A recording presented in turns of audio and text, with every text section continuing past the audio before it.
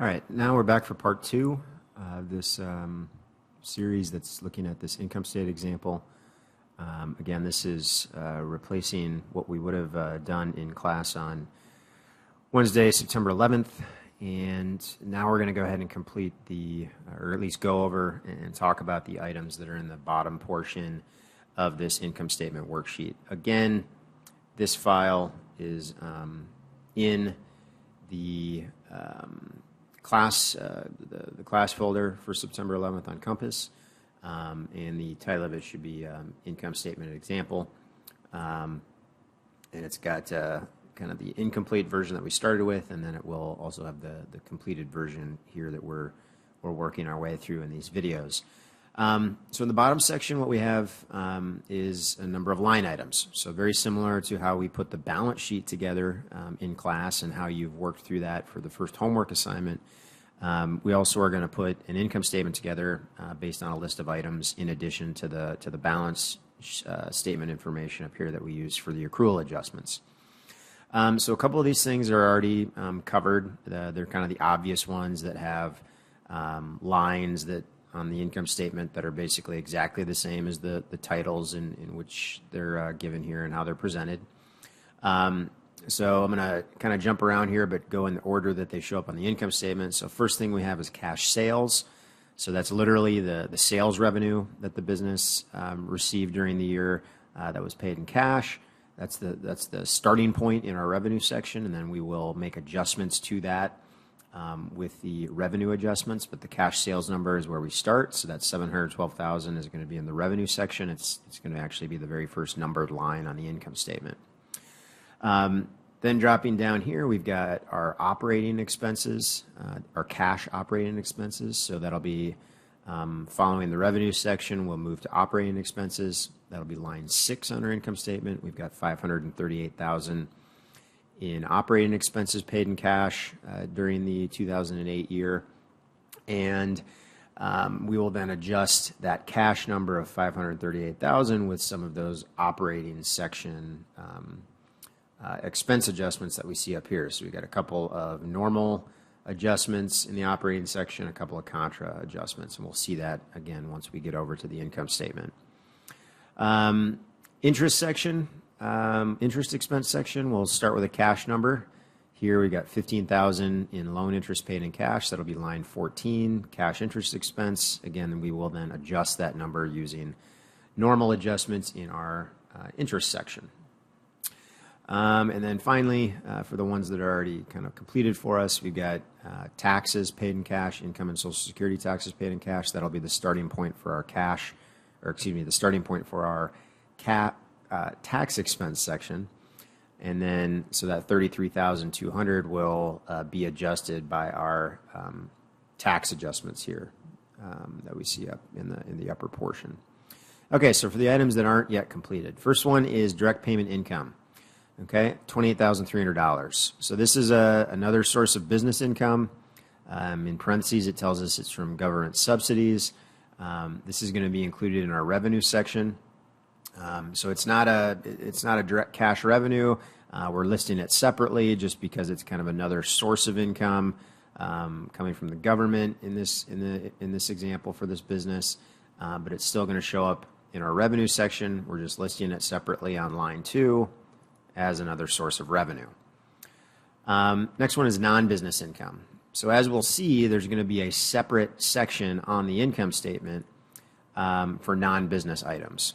And I think there will specifically be a line where we can list, other wages or non-business wages, which in parentheses here it tells us that this is wages earned outside of the business. So again, in the small business case, a lot of times in the financial statements, things are combined together. We've got family living expenses that'll show up in the cash flow and the statement of owner equity. We've got these non-business items that are being pulled in because the family that owns the business may just kind of be combining everything together into one. So this will go in a non-business section, what will be line 21. Next one is family living expenses. Okay, so again, we will incorporate these into our financial statement system, but they are not an income statement item. So the only thing that shows up on our income statement is income or sources of revenue that are taxable, and expenses that are tax deductible. All right. Family living is not tax deductible. Okay. This is how a business or a business owner uses the income that is generated by the business. These are for personal expenses, day-to-day living. Okay. So this is, for example, how you would go out and spend your paycheck: buying groceries, putting gas in your car, taking vacations, buying clothes. These things are not tax deductible expenses, so they don't show up on the business's income statement.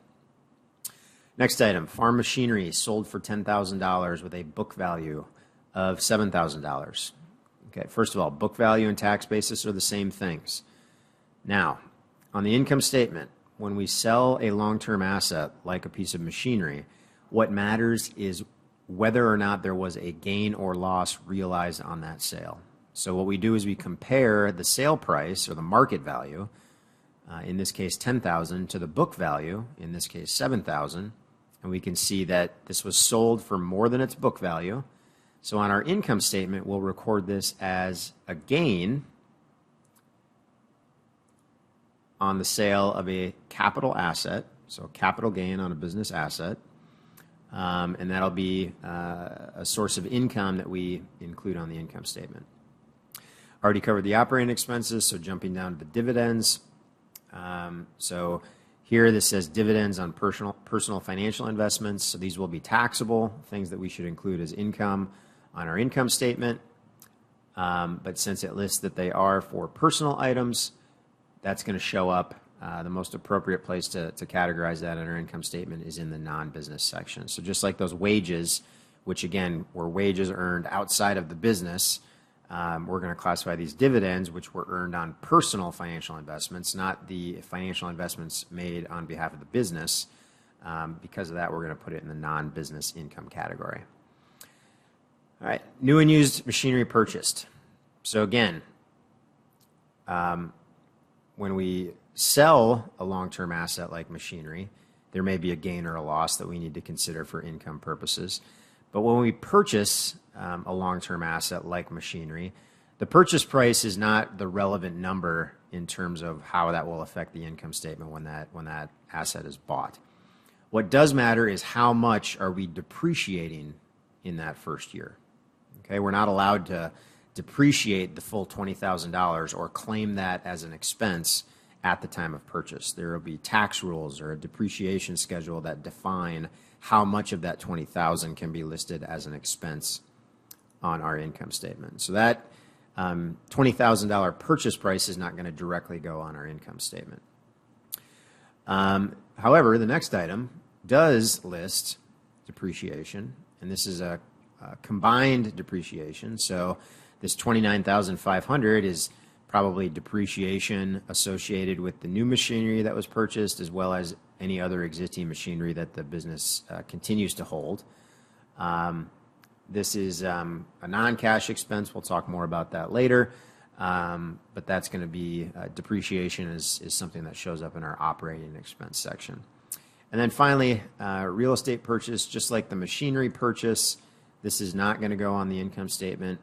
If any of that $15,000 in real estate is depreciable, it might be part of the $29,500 that we have for depreciation, but the full purchase price is definitely not going to be fully depreciated in year one. It could be land that's not depreciable. It could be a combination of land and buildings, which may be partially depreciable, but the full purchase price is not the relevant number we need to consider on the income statement. Again, it's only what portion of that is depreciable, if any, and that's what will be listed as part of the total depreciation expense for the business.